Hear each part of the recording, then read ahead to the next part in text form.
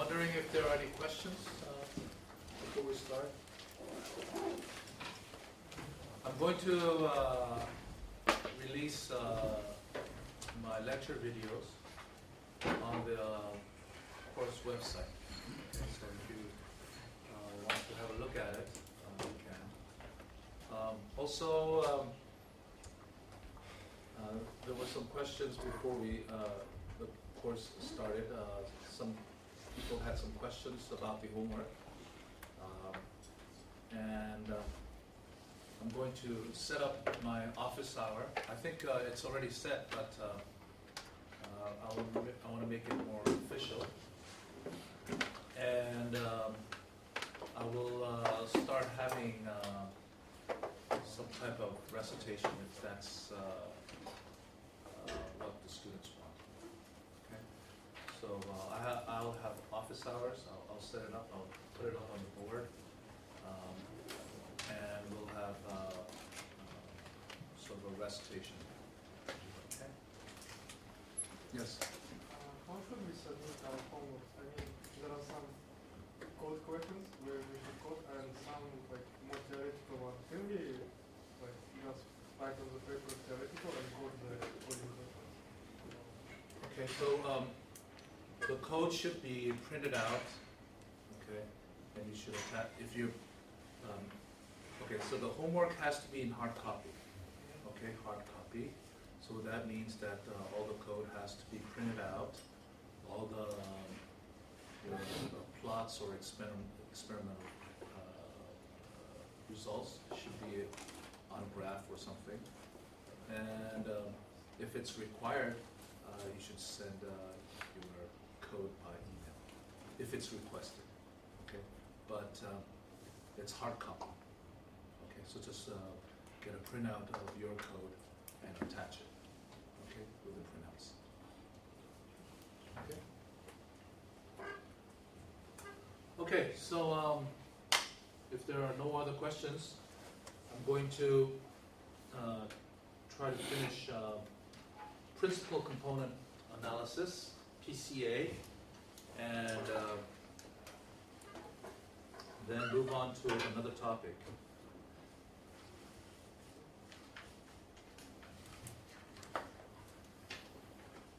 So, PCA is used for dimension reduction, and we're trying to find orthogonal axes, which are called principal components.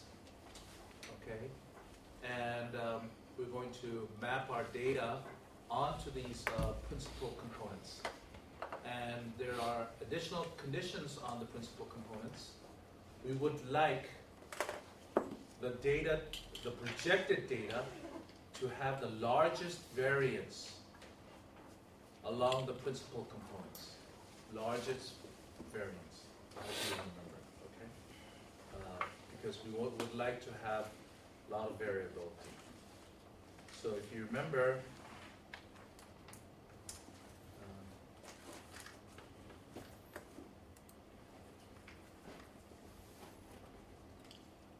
this example here, where on your right-hand side are points, and I gave two examples of the projection, and I asked you which projection would you choose to represent this data, and we all chose the second one, the right one, this one. Okay. And the reason why we chose that was if we project the data onto this axis, we have high variability, or the variance is the highest. Okay, where we retain the dynamics or the distance between the points are furthest along this axis. Okay, and we also said that the distance to this projection, for instance, right here, this distance, represent the error. Okay, and we went through. Okay, so principal component analysis is about finding this axis, okay? And we're not going to find one, but we're going to find k number of these orthogonal axes, principal components, okay? And then we will.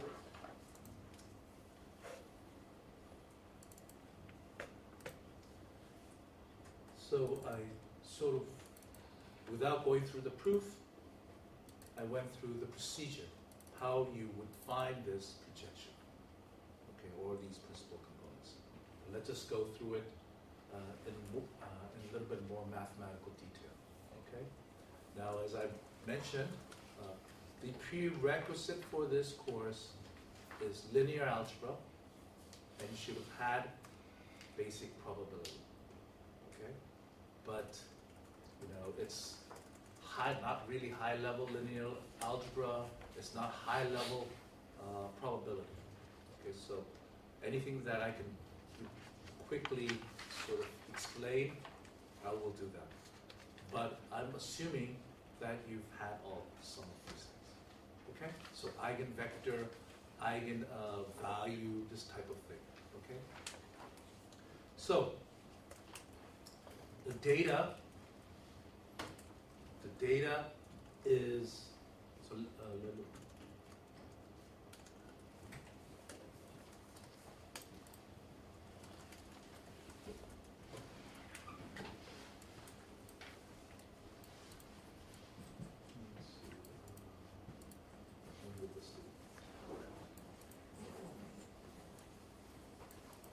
I have n data,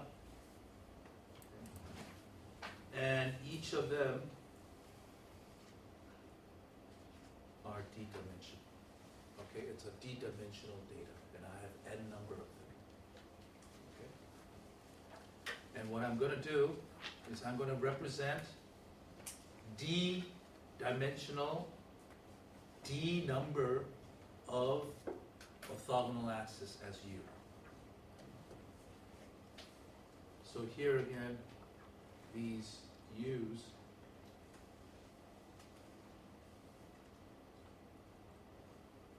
are d-dimensional vectors, and there are d number of them. Okay, so I could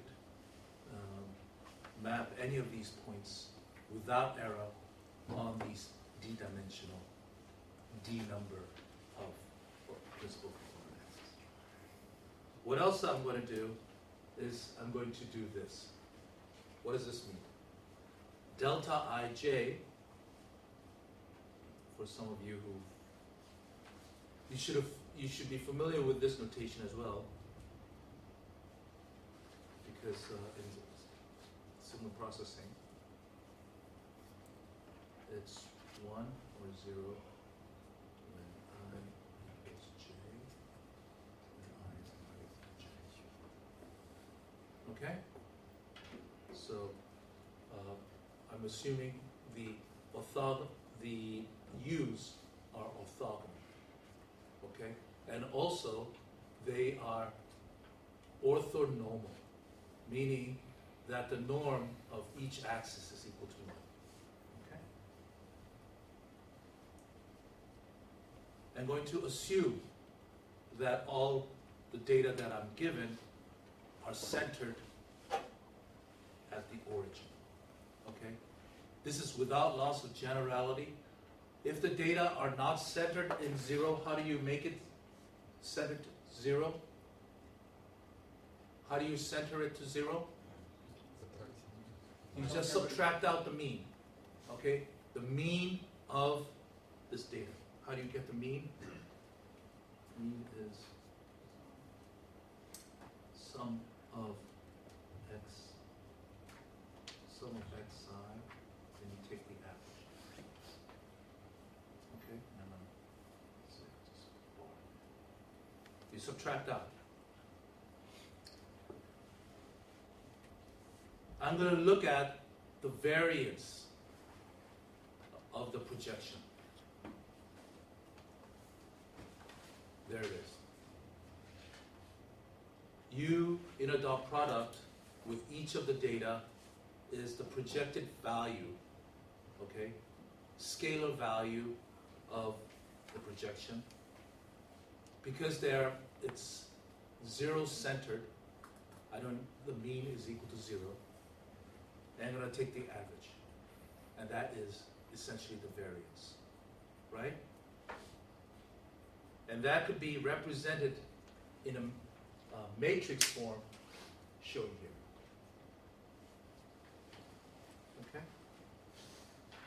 Now, the objective in PCA is to maximize the variance with respect to the principal component. Okay? And I want the principal components to be orthonormal. And I'm going to be using this type of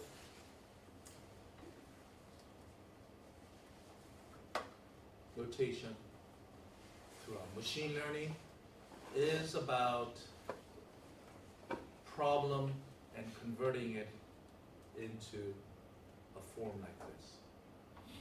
Okay? Many of the problems, I would say more than half of machine learning problems can be distilled, okay, summarized to an optimization problem.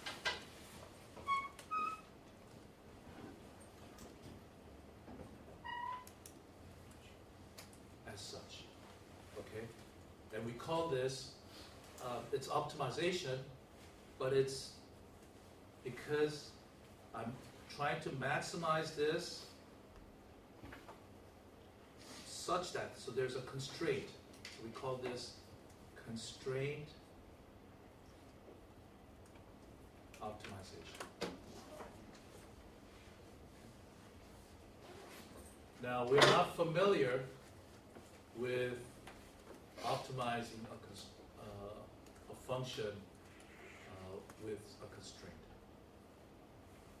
We would like to combine our constraint with our optimization problem.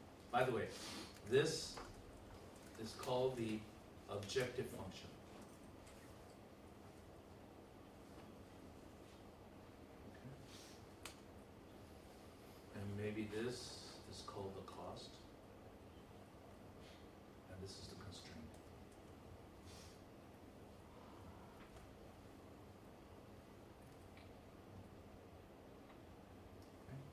Okay. And it can be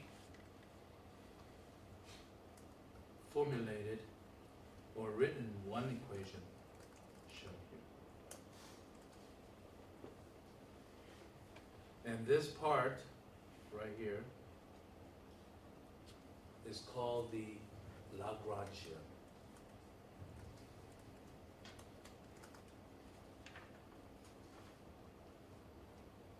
Okay. And I'm expecting that many of you have seen this type of equation, Lagrangian constraint optimization. I'm going to show you. So, and to be more exact, I should be writing it this way. Maximum U transpose X transpose. So that's the variance minus lambda U transpose minus.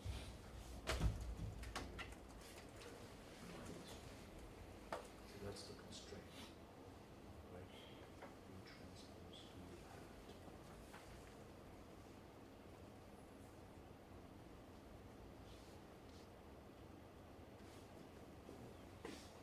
And this is called, the lambda is called the Lagrange multiplier.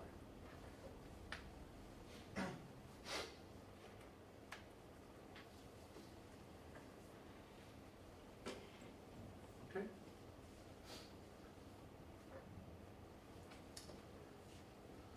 Okay, I'm going to explain a little bit more about this Lagrange multiplier. But let's just say,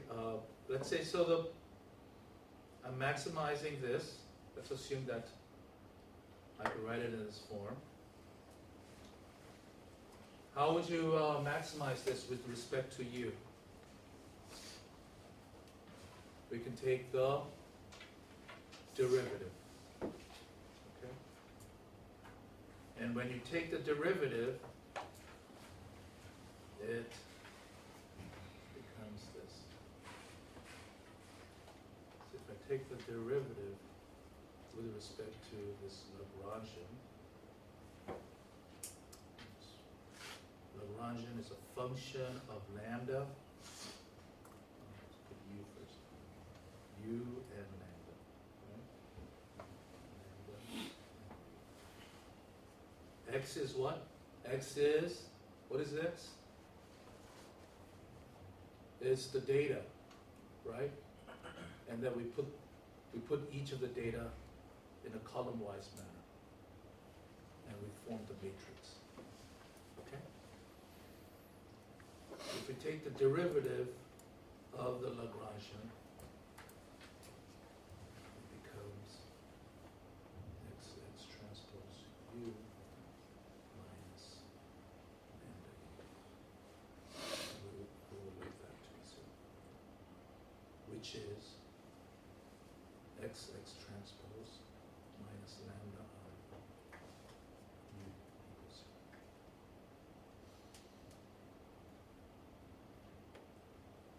Sorry about this. We need to fix this. That's what I meant right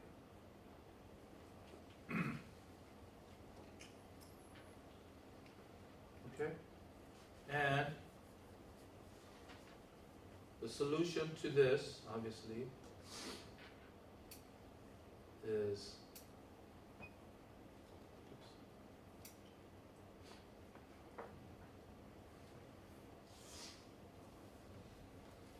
how do I get rid of this?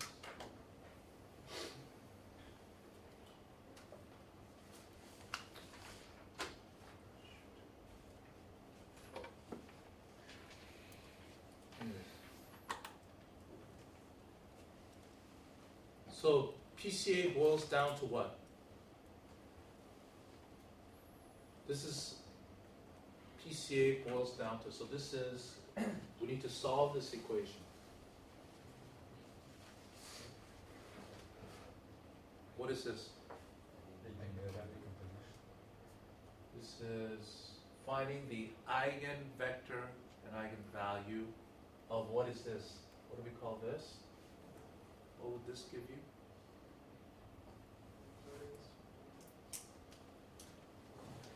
This is the covariance, okay? This is the empirical covariance. It's not the covariance. I've defined what covariance was last lecture.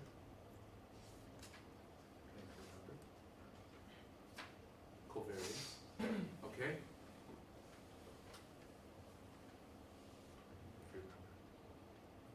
Covariance. You want it, is defined by the probability. Since we don't have the probability, we're estimating with a sample covariance matrix. Okay? Okay, remember?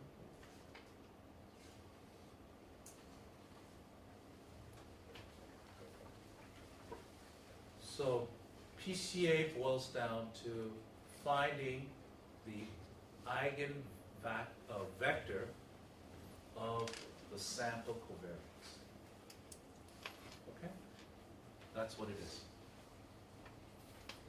But before we do that, we assume that it's centered at the origin.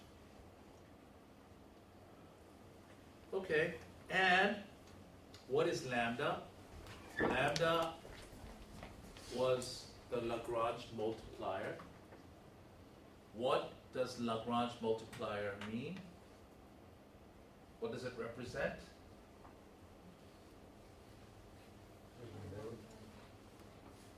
So what was this? This was the variance of the data, right? We saw that this part is equal to what? Is equal to lambda u, right? This equals lambda u. You know that u transpose u is what? Is orthogonal, so you get lambda. So what is lambda representing? The eigenvalues representing? It's representing the variance along that axis. Okay? So, this slide is just extra actually. So, here is what we need to do. Now, what do we do? How do we find how do we solve this? First, we need to find our eigenvalue first.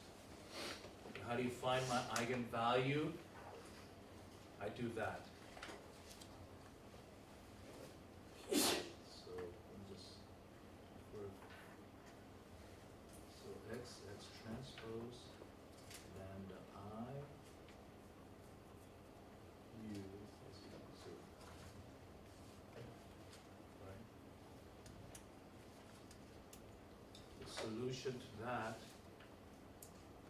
we find that. Okay? And this leads to a dth order equation in lambda. Okay? And then what do? Then you solve for your eigenvector. Okay? And for symmetric matrices, is that symmetric or not? That's symmetric. Eigenvectors are leads to distinct eigenvalues, and they are orthogonal. Okay, you get that as a dummy. Because the covariance matrix, the sample covariance matrix is symmetric. Okay, so your eigen vectors are orthogonal. Yes? But on the orthonormal, like all constraints is not satisfied though. The orthogonal but not orthonormal. Yeah, but we are also solving for this. We assume that they are normal right here, right? And if we get our eigenvector, they become, they are orthogonal. But I need orthonormal. So we get orthogonality. We placed our normal, right? So we have orthonormal.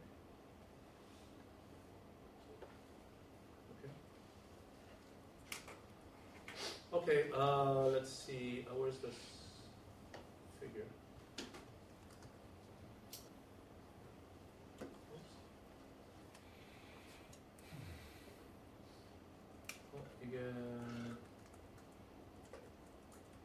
이게 내가 올린 슬라이드가 아닌데. 메일로 보내주시면. 내가 Okay, so let me just. Okay. So let me just. There's an extra slide that I've included.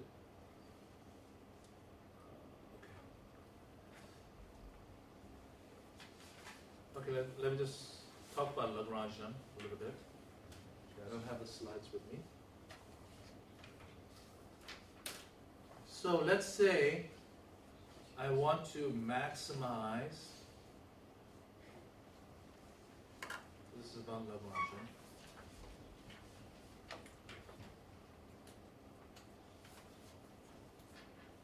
So I have trying to solve this maximum of x, let's say x1 and x2.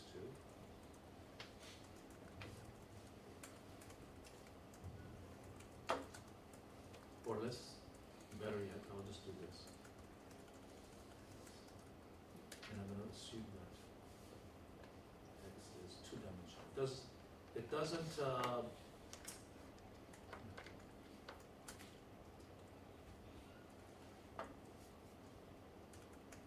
such that I want G X to be 0. Okay, let's just take this simple example. Okay, for in our example, let's make it U, in fact, so that you're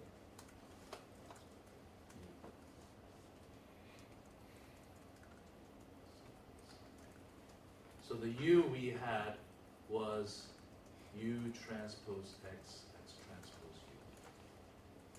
Okay, that was one. And we had U transpose U minus 1 was equal to 0. Okay, so that was our G.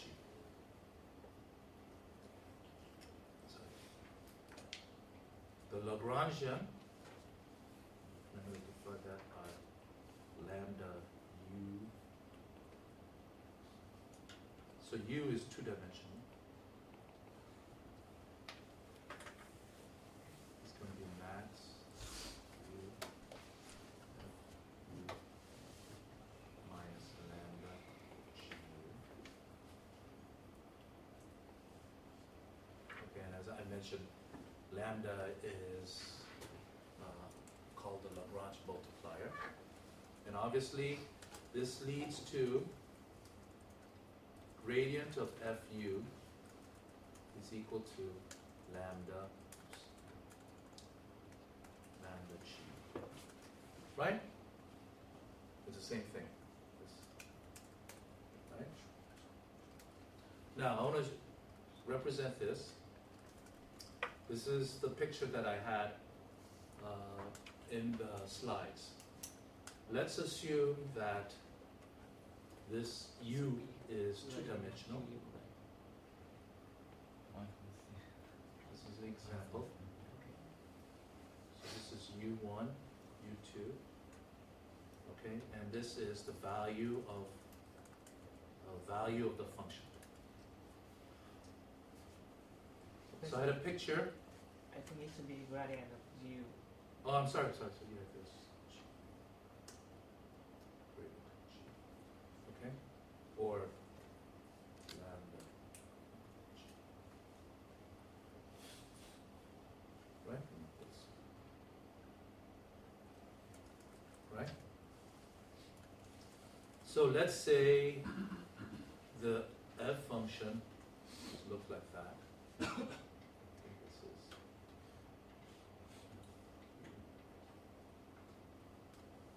U is two-dimensional. And I'm going to look at, I'm going to draw some contours.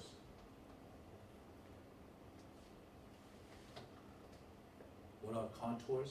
Contour meaning that if you go around this point, the f values are the same. Right? And I'm going to also draw the constraint. This is G,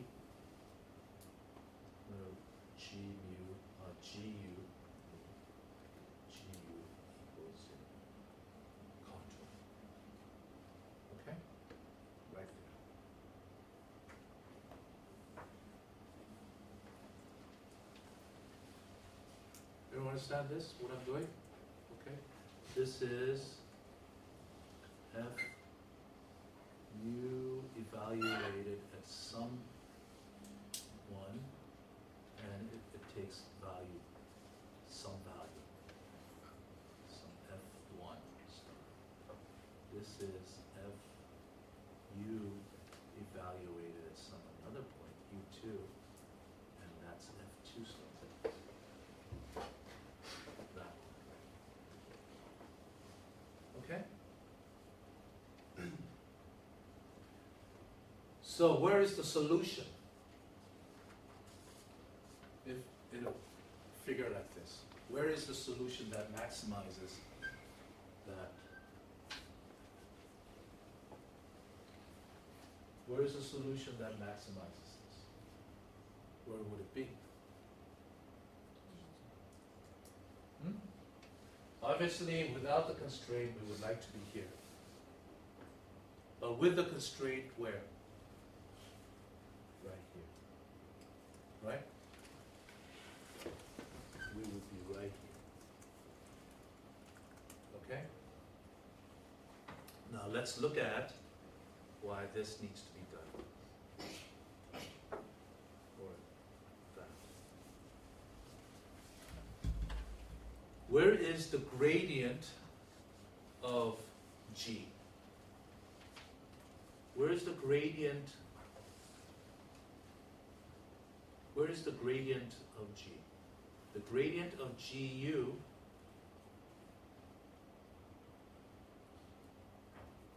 is going to be orthogonal to this point if evaluated at different values of u. I mean, we need to be on the constraint, obviously, because we need to satisfy this, right? We need to satisfy this, so we need to be on this, right? And for different values of u, if we take the gradient, where is it? It's going to be orthogonal, right? It's going to be orthogonal to this.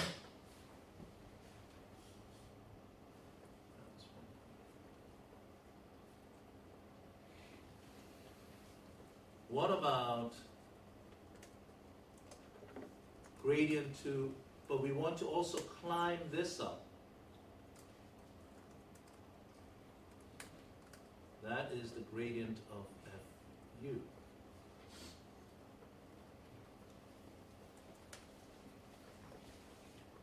Right? The gradient of fu is pointing in which direction? Towards the up. Okay? Now, what this is saying is that the gradient that I'm leading up to this hill for f,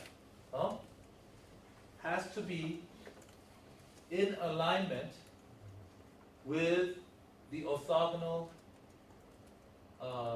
vector or the gradient on the constraint. Right? Now, if my gradient is not in alignment, or this is not the same as that, if this is not the same as that, what can I do?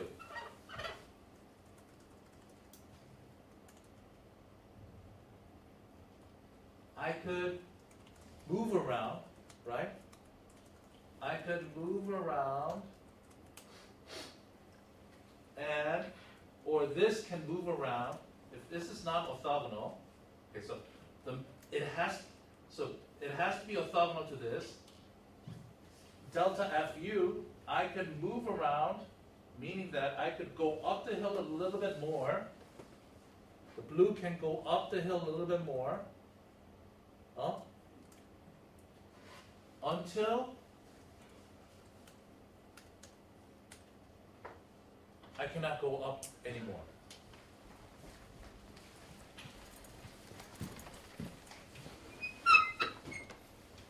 Okay? So I'm going up the hill as much as possible until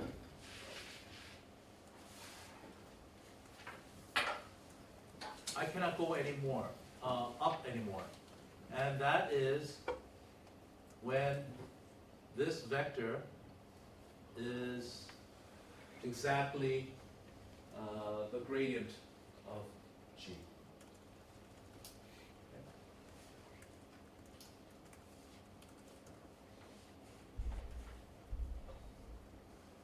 So, so this is the condition that we need to satisfy in order to find that point right here.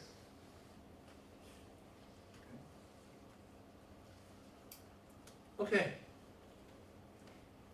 so that's a little bit explanation on Lagrangian. There are a whole bunch of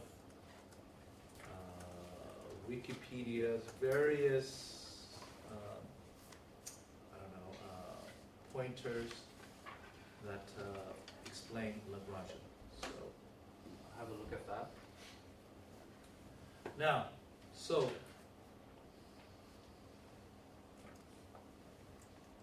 if we finding U means that the projections on these vectors capture maximum variance. Okay? And that's how we formulate it. Okay? So PCA finds the maximum variance subspace. Also, another thing that was not mentioned was how many orthogonal axes can we find in a d-dimensional space? So there are d. Okay? There are d. So if x was d-dimensional,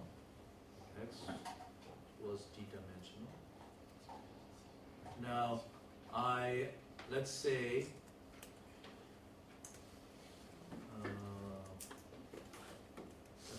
y, and that is u1 transpose x, ud transpose. So in the new coordinate system, where the axes are used, okay, and we can, so the data has been projected into each of the axes, and it's represented as y. This will be, what's the dimension of this? It will be d-dimension, right?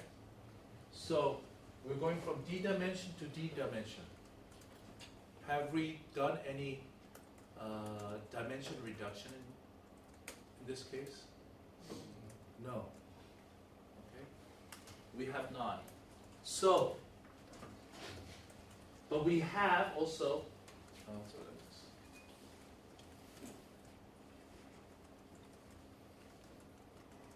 what we're going to do is we're going to look at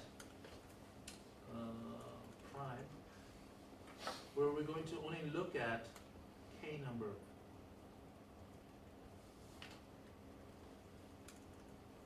Where k is less than d.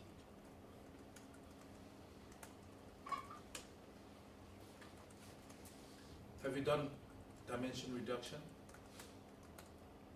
If k is less than d, we have. Now, this has a nice property. Which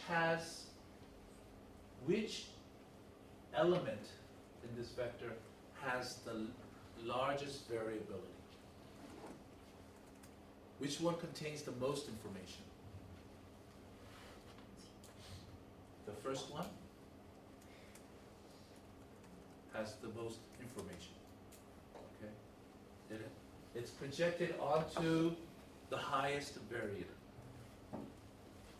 Then it's the second one. Then the third one, and so forth. Okay?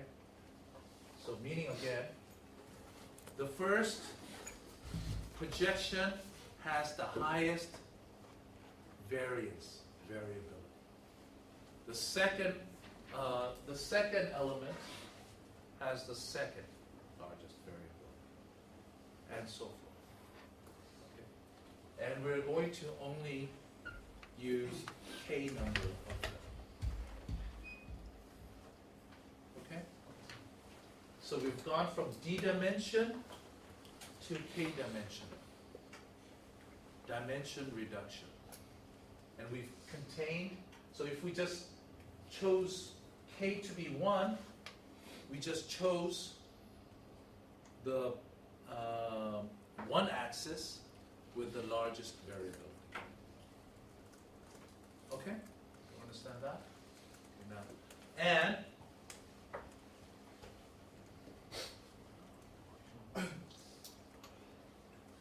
if, let's say, so, and there, if we find this, it has the minimum,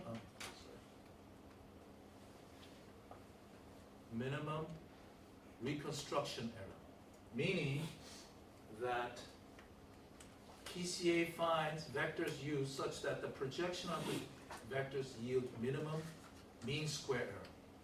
It minimizes, so let's say I wanted k number of them, k number of projections such that this is minimized. What is this? Look at this. This is the original data, okay? And I'm going to look at each one of them. I have, how many of them do I have? I have n number of them, okay? I'm going to reconstruct each one of them. I'm going to reconstruct each one of them based on my axis, u. Okay? And what is this? This is how much of xi is in u.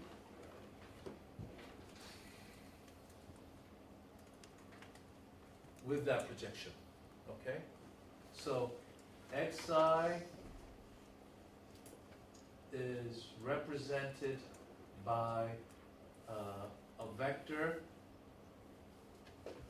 u, and this is how much it is contained. Okay? And that difference squared. And I'm taking the sum, so I'm representing each of the data with the projection. And I'm looking at the square means, the square error, and I'm taking the average. Okay? So for each of the, I have n data, and I'm representing each one of them with the projection that I've selected. And it minimizes this.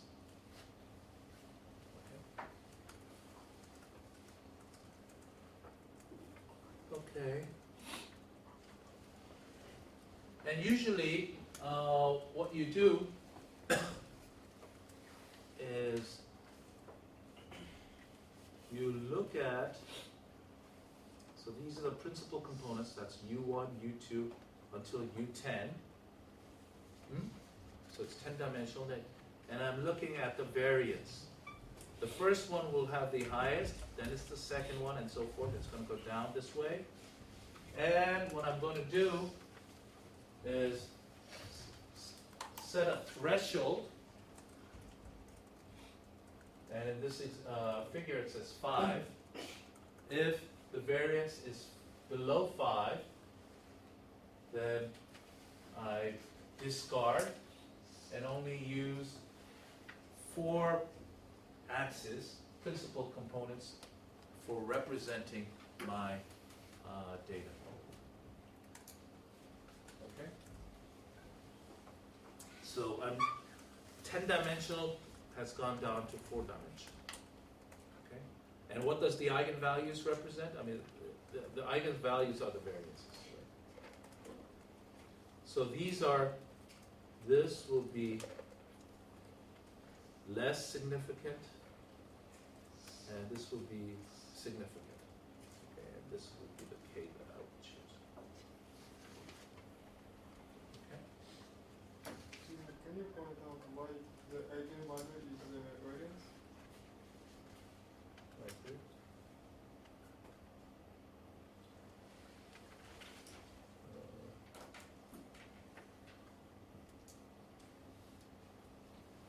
Remember, this was the variance, right? This value was, we took the eigendecomposition of that, right? And this equals u lambda, right? Lambda u, this part. This was lambda u. you that, lambda u, and what is that? Yeah, it's Orthogonal, so that's the variance. And so our use, I mean principal components, they are like ordered from the highest eigenvalue to the Lowest eigenvalue. So we just pick first K1, yes? As you Yes, said. yes. Okay.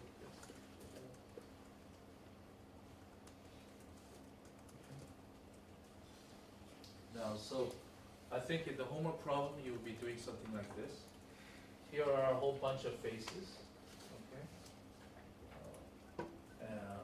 So you have number of people making different expressions in this case, and we can take the principal component of these images.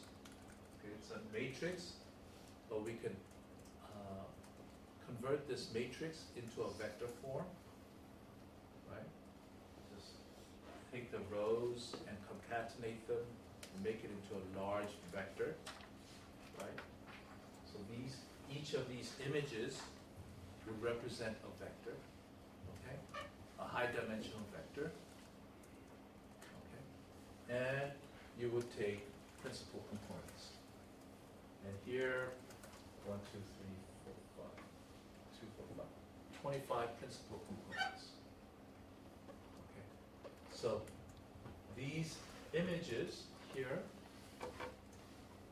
you would take a linear combination of this, and you can represent any of these faces here. Okay. And you can see that. Let's look at this person's face.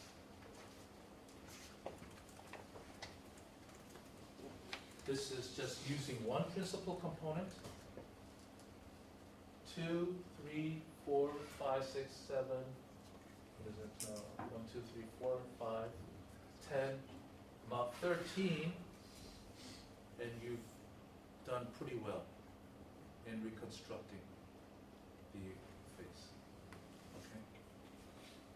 So, what's the dimension of this person's? So that I don't know how many. What's the pixel size? Maybe 32 by. That's 900 dimensional vector. Okay, 900 dimensional vector, and for instance, and you've reduced it to what dimensional vector? Here, 13 dimensional vector. Okay, and each axis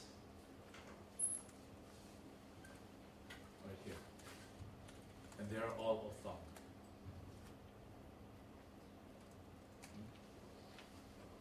So that's pretty neat. So PCA, as I mentioned, is a very popular dimension reduction method, but it's good for some cases, but there are some cases where it fails. So what are the strengths of PCA? There is no tuning parameters. Okay, you just set up so you have your data, you subtract out the mean, and you do eigendecomposition, and then you get it. So there is no tuning parameters, no hyperparameters. There is no parameter that you fiddle around to find out the best fit. It's non-iterative. Shoop. You can solve an equation, you can get it, and it leads to a global optimal point. There's only one, okay? Because it's all quadratic, okay? The second order. U is, the maximum order in U is a square, so it's an optimum, global optimum. That's the strength, okay? It's very easy to use. Good. But, as I said, it's second order. Maybe you need to go third order, fourth order to get something more meaningful. And if you have data like this,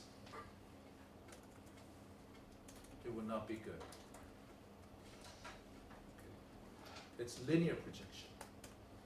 Linear projection. It's good for this, but not for that. Okay. And there are various other methods for doing dimension reduction. There are more advanced methods. Okay? So that's PCA. PCA unsupervised. Okay. So I mentioned that we're going to look at 3 unsupervised methods. One was clustering. Second was dimension reduction. There's no label required for this. And the third is density estimation. Okay? Any questions with this? And there are homework problems that you can work on. Okay. So I'm going to move on. I have about 15 minutes left, or 15 or 20 minutes left, to do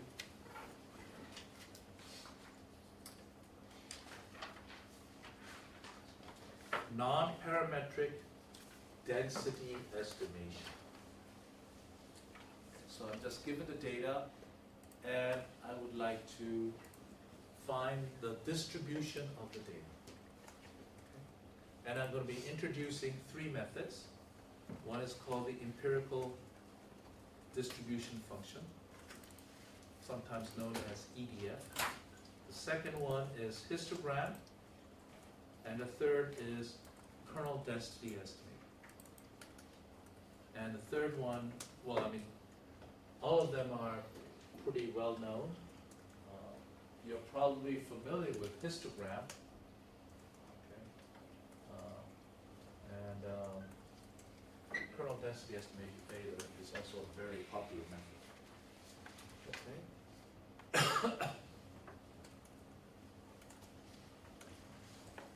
So, you could do density estimation. I should just say, I've left this slide out. Density estimation in a parametric way.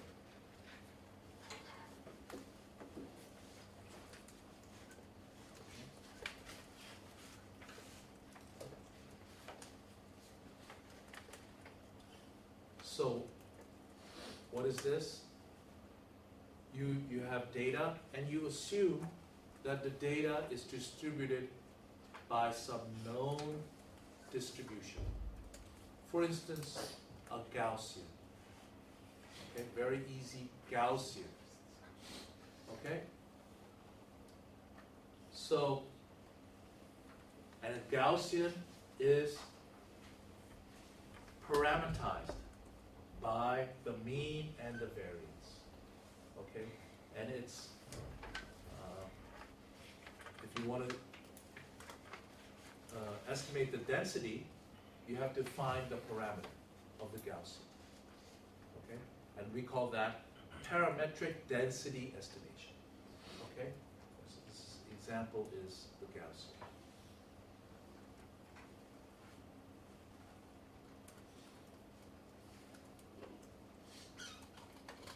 I'm not going to be talking about that. Okay? I'm not going to assume that it's a Gaussian or some binomial. I'm not going to assume that. I'm going to take a non-parametric approach. Okay? I'm not going to make any assumption about the data, distribution of the data. So, I'll just go through this. Given a sample drawn from some unknown probability distribution.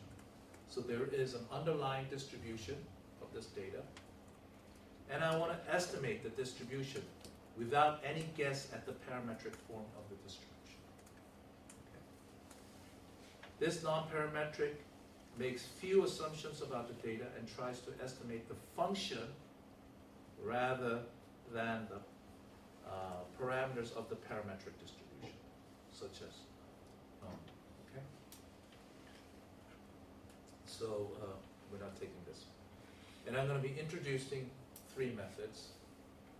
One is the empirical distribution function, which is different from the other two in that it's estimating the cumulative distribution. I hope everyone knows what a cumulative distribution is. CDF. It's this probability. Probability that the random variable is less than some value. Okay? So it's a function of what? What is this a function of? X is the random variable. Okay? X is the random variable. So what would this be? This is a function of what? The cumulative distribution is a function of this x. Okay? And when this x value is minus infinity, what is this value? What is this probability? 0. When x is infinity, it's 1. Okay? It's a monotonically increasing non-negative function. Okay? And I hope. And you can, yeah, I don't want to go into details because the assumption here in this course, again, is that you had a little bit of probability. Okay? We're going to, EDF is going to be estimating this function, cumulative density function, as the fraction of samples, a fraction of sample observation less than or equal to a particular value of x. Okay, and I'm going to be talking about and it looks like a staircase. So, very quickly,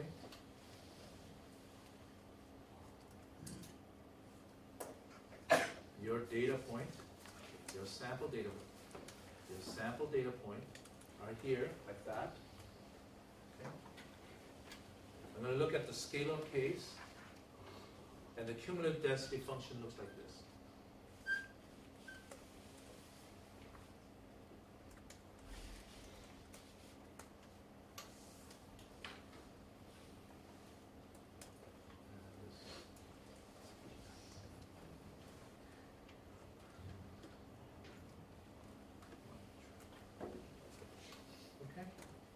So this is your cumulative density function. So for each, it's this is what it's going to look like. The second method that I'm going to estimate is the histogram density estimator, and it estimates the probability density. What is the relationship between probability density function and cumulative distribution? Probability density and cumulative distribution. What is the relationship between these two? If I take the derivative of this with respect to x gives you the probability density function. And let me just give you a very quick,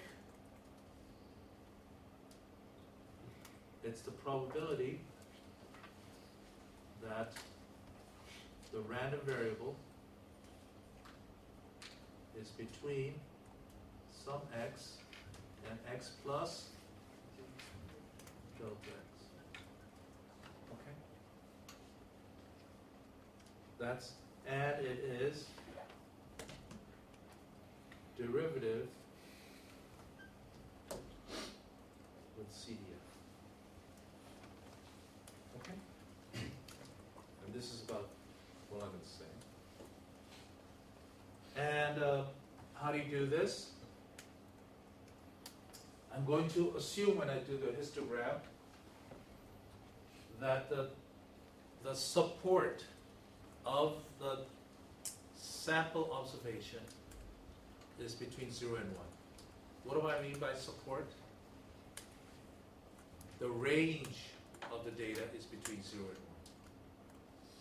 1. What happens if the data does not lie between 0 and 1? And this assumption is 0 and 1. What do I do? Yes, I normalize it. How do I make it so that it's between 0 and 1?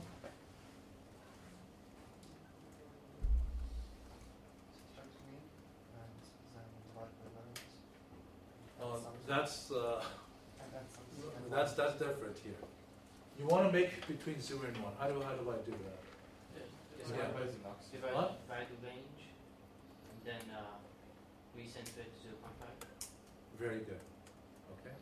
Yes. So you have the smallest value, you have largest value, you have the range, right? And what you do is you divide by the range, and then you shift, right? So what you're talking about is to make it into unit variance Gaussian, okay? So that's very good. So you assume that the data is between 0 and 1, and then you partition the 0, 1 into many small bins, and you count how many samples fall into each of the bins. Okay, and that's the basic idea.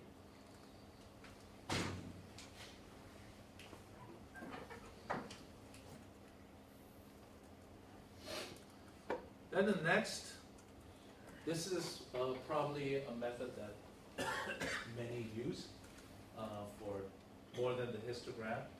It's kernel density estimation, and it's one of the most famous density estimation methods. And what this does is places a small kernel.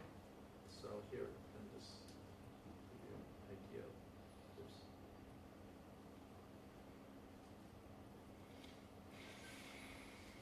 Places, so this is X, places a small kernel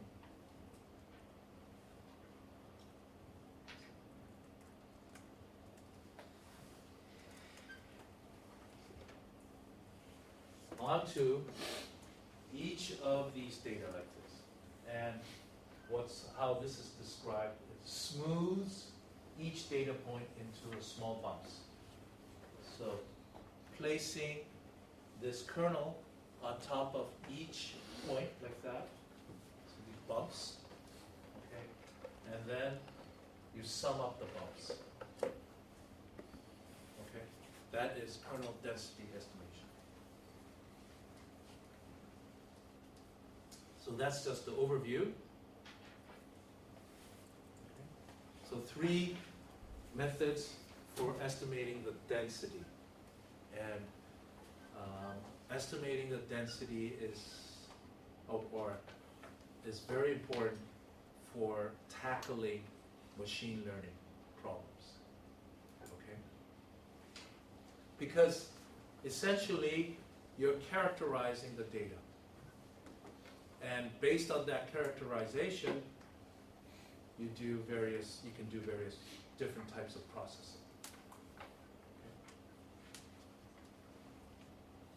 So density estimation is another way of summarizing the data. You have lots of data, and you want to somehow summarize, represent all that lots of data into some function. Okay? And based on that function, you can apply various rules, okay, to perform various tasks. Okay. So let's start with the first one. Okay, I'm probably going to cover only this here. So 3 methods that I'm going to use. The first method, different from the other two. The other two are estimating the density function. Okay? This one is estimating, EDF is estimating the cumulative distribution. Okay? And how does it do that? It does this. So let's say the CDF is it's a function in X, as I mentioned. Okay? And we're going to approximate this function by f n x, where n represents the number of data that's given to me. And the way I do this is, for each value of x, I find out the number of samples that are smaller than x, or equal, and divide it by the total number. Okay? And that can be represented mathematically this way. How do I do that? I is an indicator function, where it says I'm going through each one of the data, and I'm going to compare with x. If this is true, if it's less or equal to this value x, then it takes the value 1. If it's false, then it's 0. And then I divide by the number of samples. Okay? So I've already shown you that this function is going to look like what? A staircase. Okay? Every time it sees a sample, it's going to make a jump. Okay? Until it sees the biggest sample, okay, largest value sample, then it's 1. Right? Because all n samples will be less than the largest value. Okay? Now, the value x, for any value of x, the expectation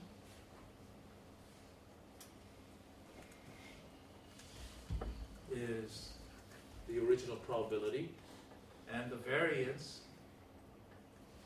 is this thing right here. Okay. So let's look at why.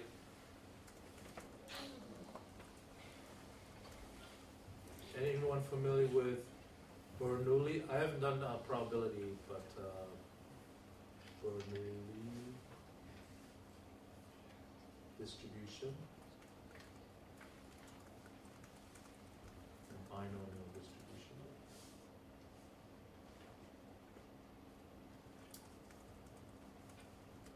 What is Bernoulli distribution?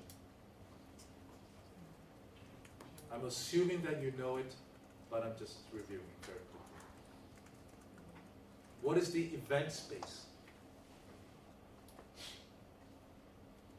So I'm going to write the event space as this. So all the values that x can take. Yes? 0, 1. Yes, very good. Okay. Is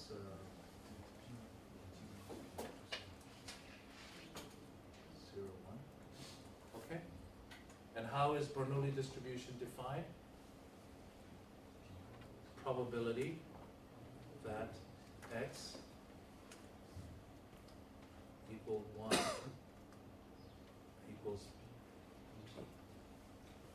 p.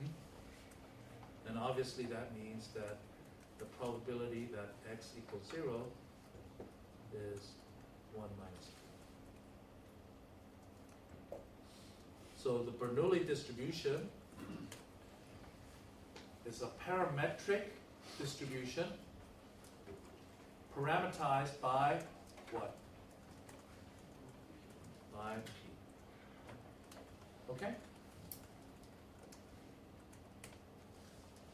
What about binomial distribution? What is that? What is the event space for that? What are the possible?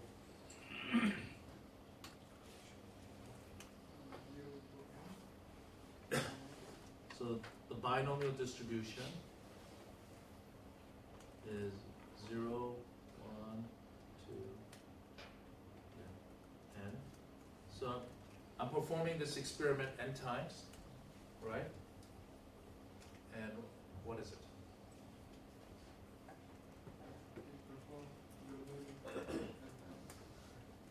Exactly. I'm in binomial distribution, I'm performing Bernoulli n times.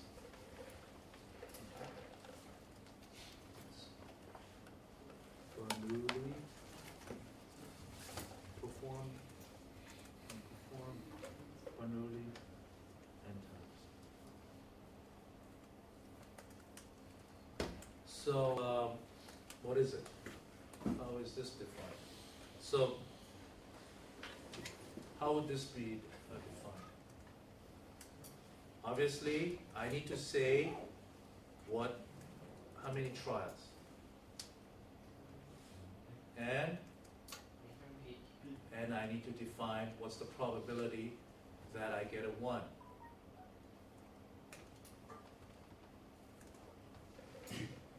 So it's defined by two parameters: how many trials, and what is the probability that you get a head, or 1. Okay? And this is the 0 to n. That's the probability. So what is the probability that x is equal to some number, I don't know, k. Okay, good. What is that? Yes. P to the k times 1 minus p to the k, to the n minus k. P to the k, very good. P to the k, 1 minus p, The n minus n minus k, and what do you have to do? And choose k, right? There it is. Okay? Now, what is the average of x and p? Okay? And I hope you can do this. This is x times probability that x is equal to k, and then you sum up k equal 1, 0 to n. Okay, and that's np. What about the variance?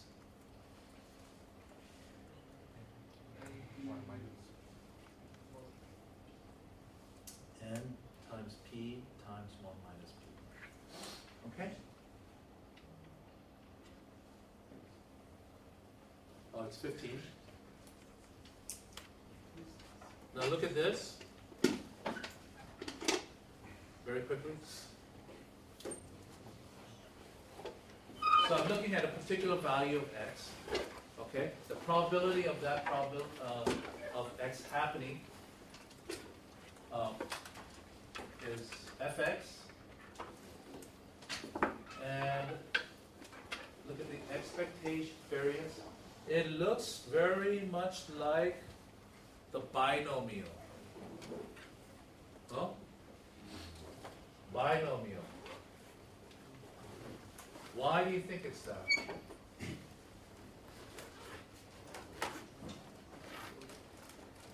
Think about it.